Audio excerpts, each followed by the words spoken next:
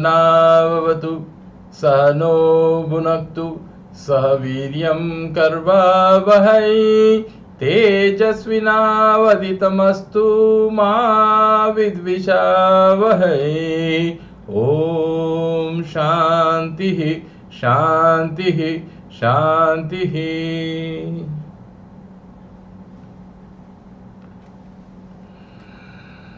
Dear friends, today we are going to discuss about the fractured neck of the femur. Now it is said that we come to the world under the brim of pelvis and go out of the world through the fractured neck of the femur. Of course, it was the old saying. In our days when I was a student, the fractured neck femur was always supposed to be the terminal illness. Now, with the improved condition, it may not be applicable, but you have to remember this particular old saying. The fractured neck femur could be intracapsular or extracapsular, as shown by the red arrows in the particular diagram. Intracapsular fractured neck femur is notoriously known as an orthopedic enigma, since a permanent solution for its treatment still eludes the orthopedic surgeons, and hence it is infamously termed as an unsolved problem. Fractured neck femur does not unite readily, and this makes it difficult problem to tackle. Now, why there are the problems of healing in case of the intracapsular fractured neck femur? Let us see it. So the first factor is, or the first reason is, there is no cambium layer in the intracapsular area, and so no peripheral callus. Healing is only by the endosteal callus. This is the first reason. The second one is, synovial fluid lyses the blood clot at the fracture site and thereby destroys the another mode of the secondary healing. And the third factor is, the displaced fracture leads to avascularity, and hence we must know the clinical significance of the vascular anatomy here. Avascular necrosis of femoral head and non-union fractured neck femur, these are the two very important and very common complications of intracapsular fractured neck of the femur. A thorough knowledge of vascular anatomy is essential or necessary to understand the reasons behind it. Femoral head circulation, as you all know, is through three important sources. 1. Intraosseous cervical vessels. 2. Artery of ligamentum teres. And 3. The retinacular vessels. In fractured neck femur, the intraosseous cervical vessels, they are disrupted, and the blood supply is dependent on the artery of ligamentum teres and the retinacular vessels only. Artery of ligamentum teres supplies very small portion of the head, and hence avascular necrosis of the head of the femur occurs if the retinacular vessels, the only main source, are damaged in fractured neck femur. Now there are two sources of viability of femoral head after the displaced femoral neck fractures, namely the residual uninjured vascular supply, that is one, and second, revascularization of neck of femur from the surrounding soft tissues before the late segmental collapse occurs. And therefore, the aim of the treatment is early anatomical reduction, impaction, and rigid internal fixation. Three things. Please remember, what are the aim? Early anatomical reduction 1, impaction 2, and 3, rigid internal fixation to protect the existing circulation and to allow the revascularization to take place before the late segmental collapse can occur. Coming to the etiology, it is common in the older patients with osteoporosis or osteomalacia, almost 12% of the time, and in them usually it is fracture through a pathological bone, that is osteoporotic bone. It is common in elderly women, secondary to the senile osteoporosis. It also causes marked comminution of the posterior cortex and thus decreases the quality of reduction. Coming to the mechanism of injury, majority are due to the trivial fall because of direct blow over the greater trochanter. The second mechanism is mainly due to lateral rotation of the extremity, which causes marked posterior comminution of the neck. Recent suggested mechanism is cyclical loading due to the muscle forces and the torsions. The major trauma in the young adults like road traffic accident and fall etc. would also be a mechanism of the intracapsular fracture neck femur. Coming to the classification part, as you see in this particular diagram, many classifications are proposed for the fracture neck femur and few important ones we will be discussing today. The first classification is a broad classification. Broad classification classifying the neck femur fractures into two groups, intracapsular and extracapsular. So intracapsular fractures, they are from subcapital area to the middle of the neck, and the extracapsular fracture from the base of the neck to the pertrochanteric region. The another classification can be a structural classification depending upon what is the structure of a fracture. So the first group may be impacted. Here the fragments are telescoped into each other as seen in the first X-ray. Second could be an complete but undisplaced fracture as shown in the second X-ray. And third group could be the displaced fracture. So the structural classification, three types: impacted, undisplaced and displaced. Then causatively also we can classify the fracture into three groups: stress fractures, pathological fractures, post-irradiation fractures. So the stress fracture is seen in the soldiers and athletes, pathological fractures seen in osteoporosis, and post-irradiation fractures. Now based on the fracture characteristic, depending upon the location of the fracture line, the fracture can be further subdivided into three types. The first picture shows the subcapital just beneath the head. The second picture shows the second type, transcervical, in the middle of the neck. And third picture shows the basal variety, that is at the base of the neck. Now, Bank has proposed a subclassification for the subcapital fractures. He has further subdivided subcapital fractures into three varieties. Classical subcapital, as what is shown in this particular diagram. Then there could be a wedge subcapital, which is most common. And there could also be a third type having an inferior beak appearance. So a beak of a neck of the femur is attached with the head portion. Now depending upon the angle what a fracture line makes with an imaginary horizontal line as seen in this particular diagram. Pauwel has classified intracapsular fracture depending upon the angle the fracture line forms with respect to an imaginary horizontal line. More the angle, more is likely to be unstable. So the type 1 is the fracture making an angle up to 30 degree, type 2 up to 50 degree, and type 3 50 to 70 degree. Perlington has classified depending upon the fracture line making an angle with respect to an imaginary vertical line, and hence his type 2 is fracture line making a angle of 70 degree, type 1, fracture line making an angle up to 50 degree, type 2, and less than 30 degree, type 3. Gardner's classification. This is the most accepted classification and is based on the pattern of fracture line and the displacement of the fracture.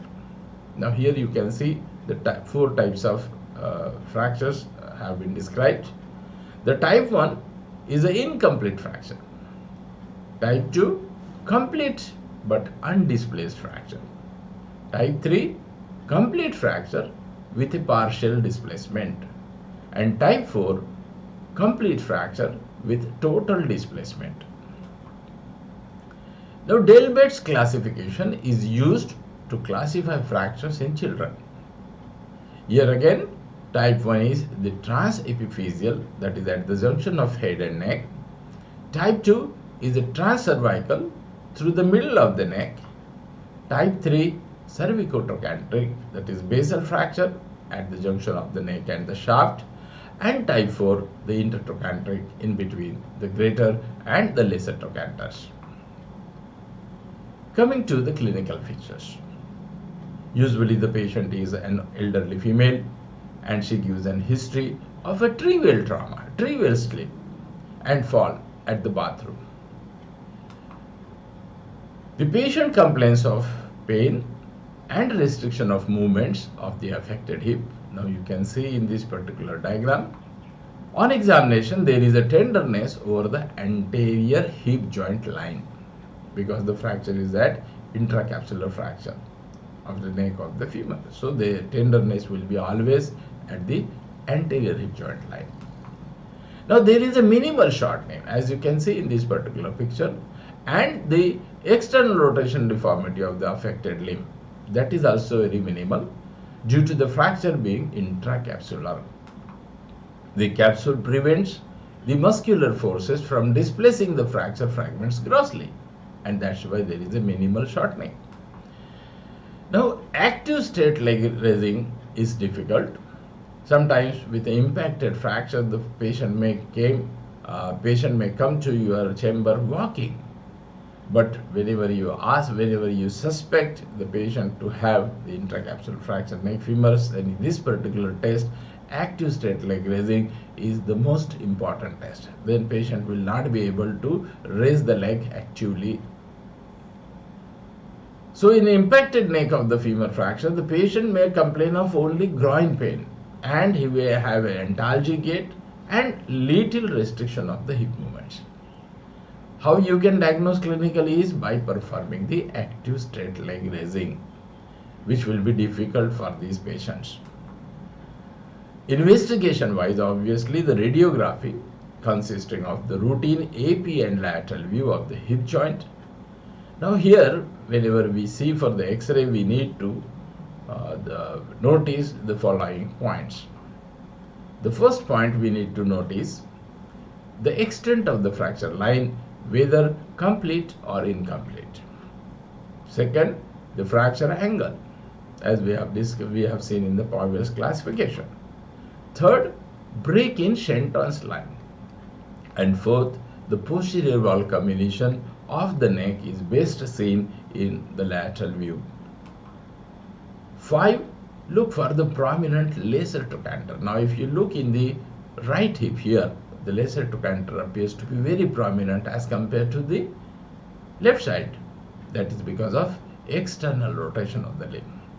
And the sixth factor we must see in radiograph is the degree of osteoporosis using Singh's index. Now, what is the Shenton line? So as you see in the second diagram, the yellow color dotted line, Shenton's line is a line drawn from the superior margin of obturator foramen to the margin of the neck. Now, if it is broken, it is suggestive of fracture neck femur. Coming to the Singh's index. Now, this classification system measures the degree of osteoporosis in the proximal femur based on the radiographic evaluation of the trabecular pattern, and this helps to decide the choice of implant. Singh has classified the severity of osteoporosis in 6 groups. Type 1 is the severest form of the osteoporosis, whereas type 6 is the normal the trabecular pattern seen in the proximal femur.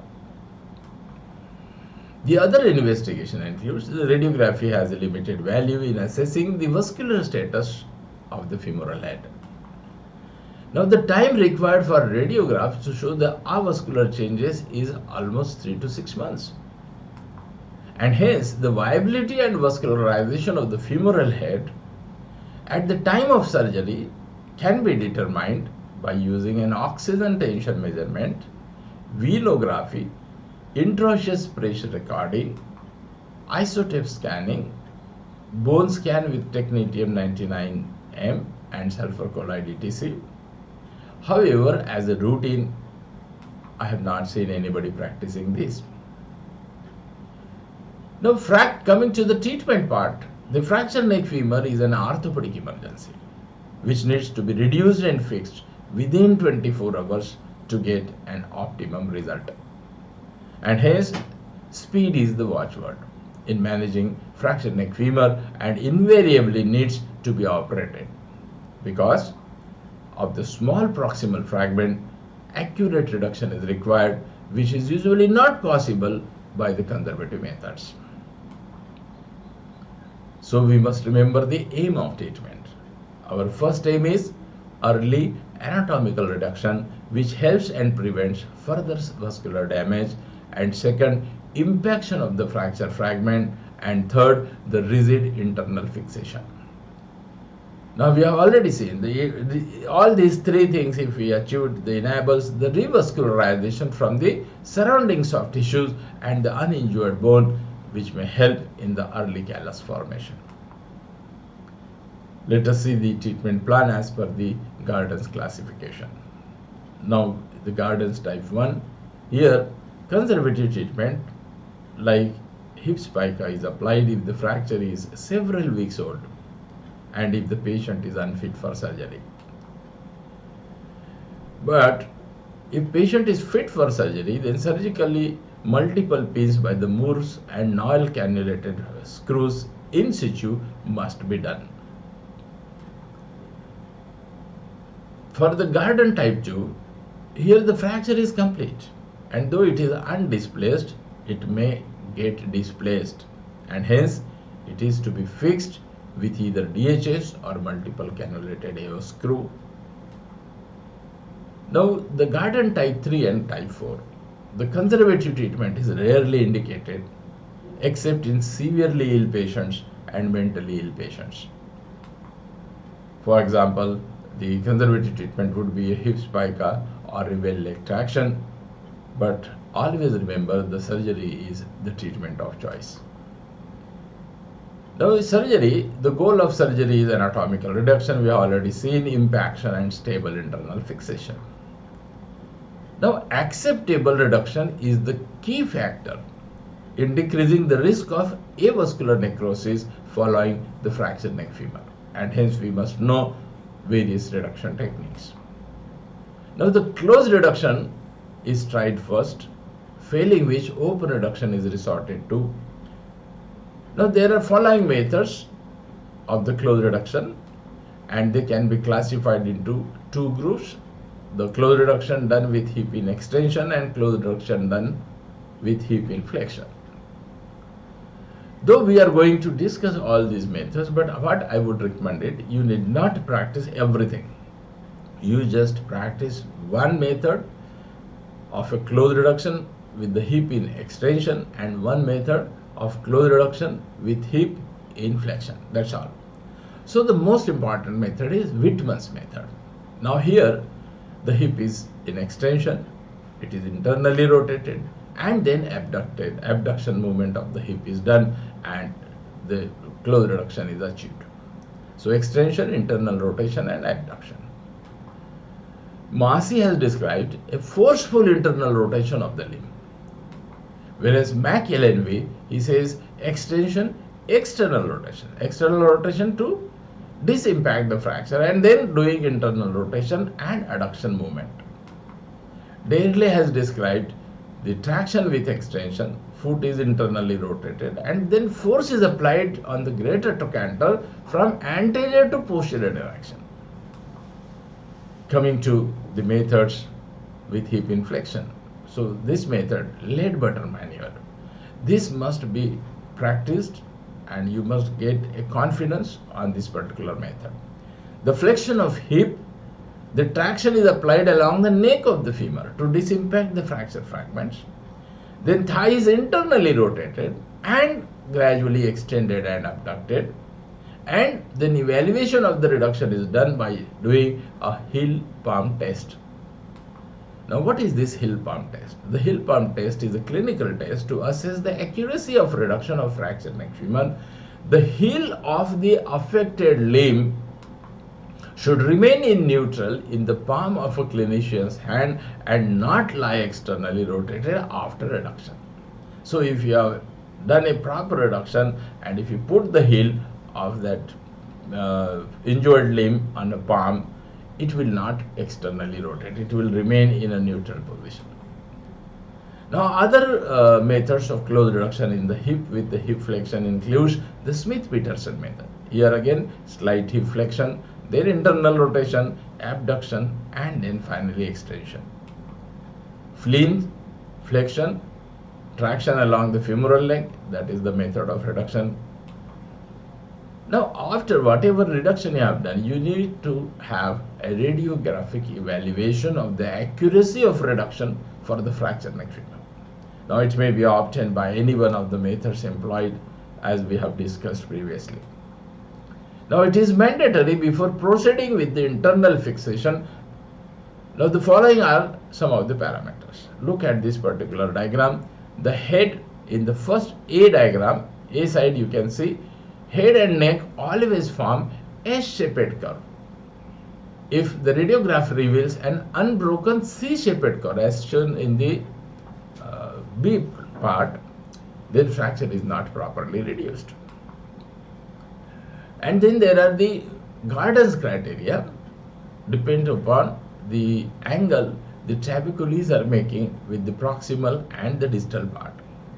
So in AP view, the normal alignment index between the proximal and distal fragment trabecules post reduction is 155 degree to 180 degree.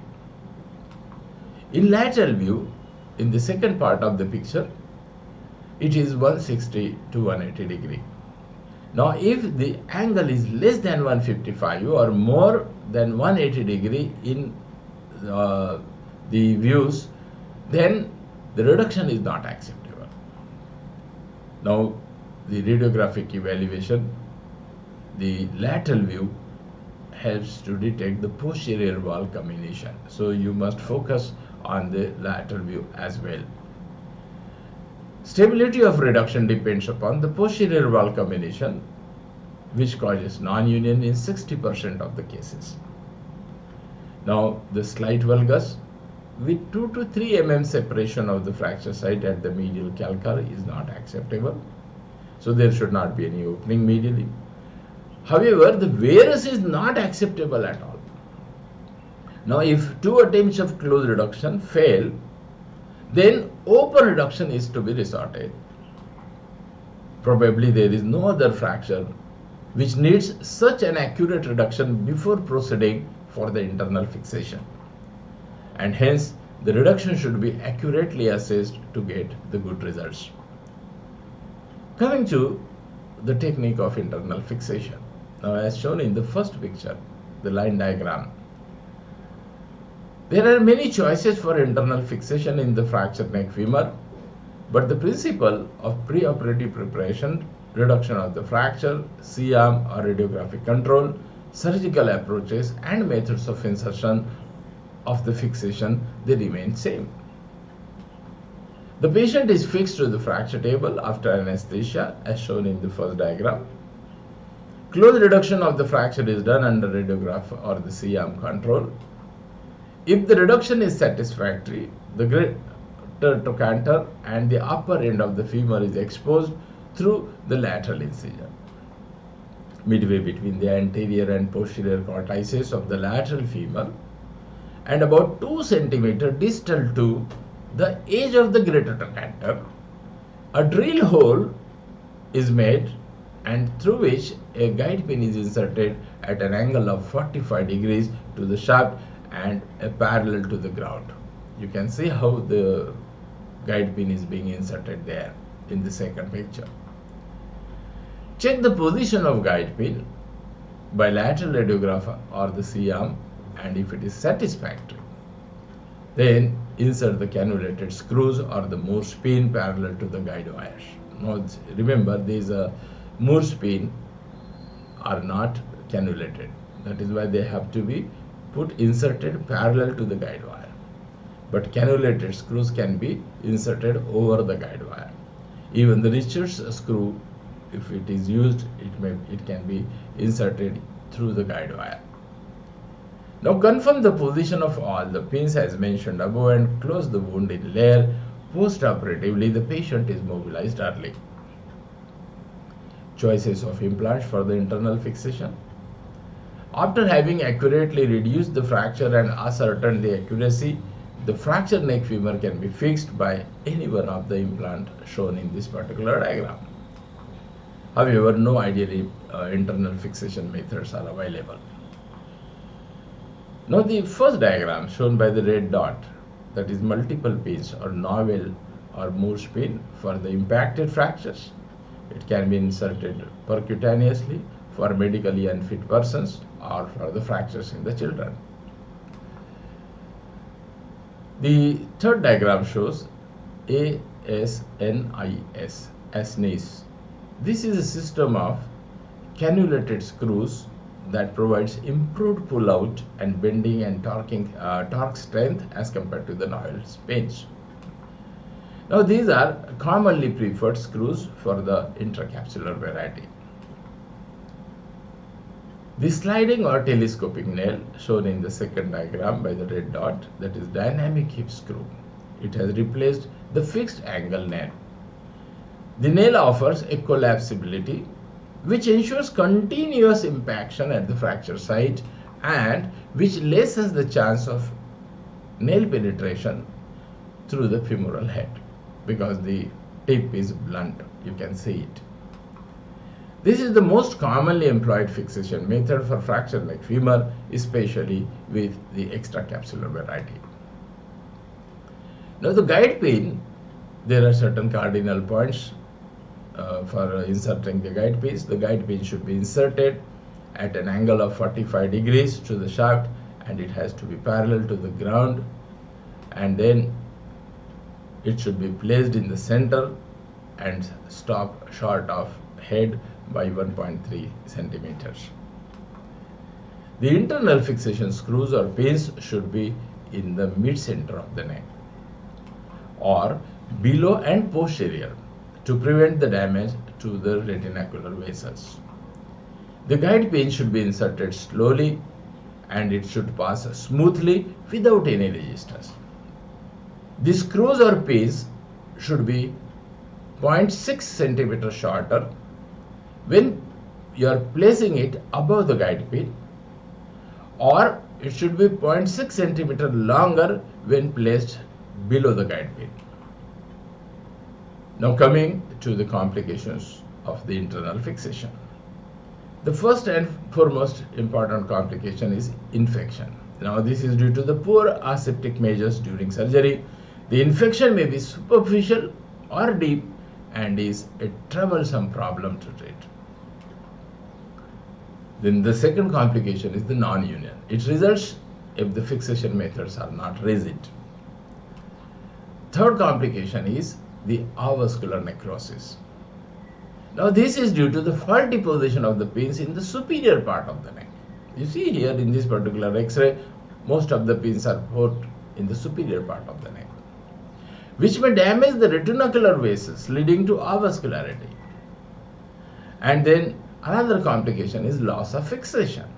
Now this could occur due to the osteoporosis or loosening etc.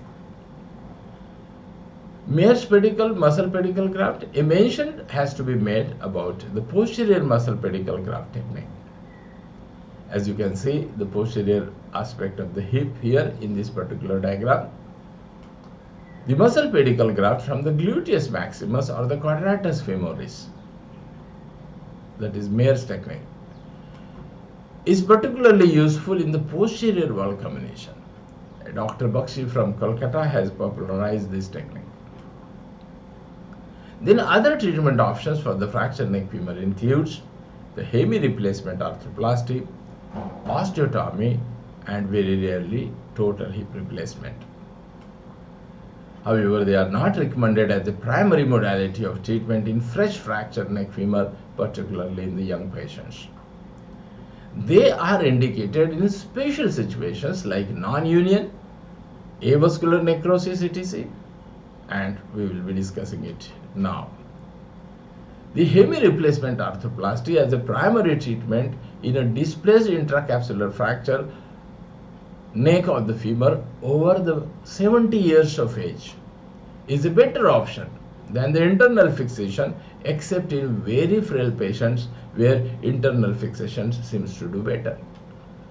When compared to the fixation technique, primary prosthetic replacement, preferably with a bipolar prosthesis, allows for the immediate weight bearing. The first X-ray is showing the Hemi replacement using Austin-Moore prosthesis, the second picture showing the bipolar prosthesis. Now, it eliminates the chance of AVN and non-union and has reduced chances of surgery, resurgery later.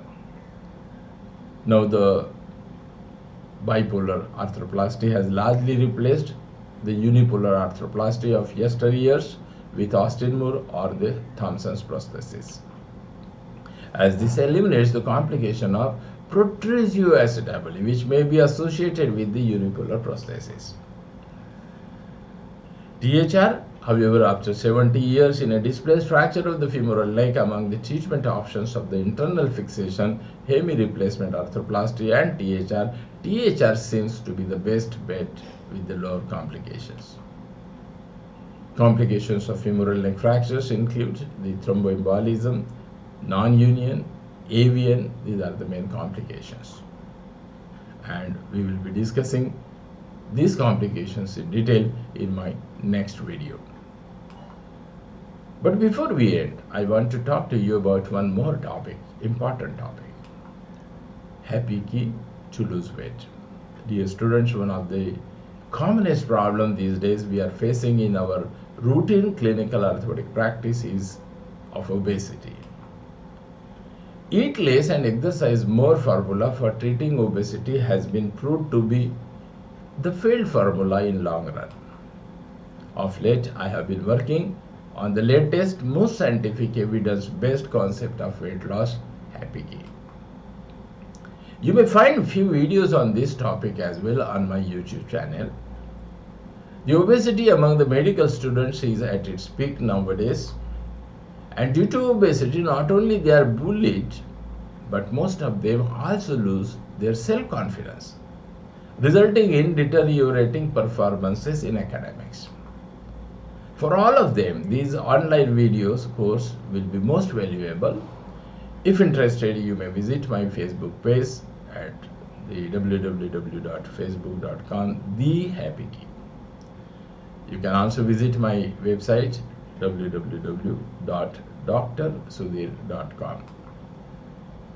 Now, for details of this course, I recommend you all to watch my above mentioned video completely.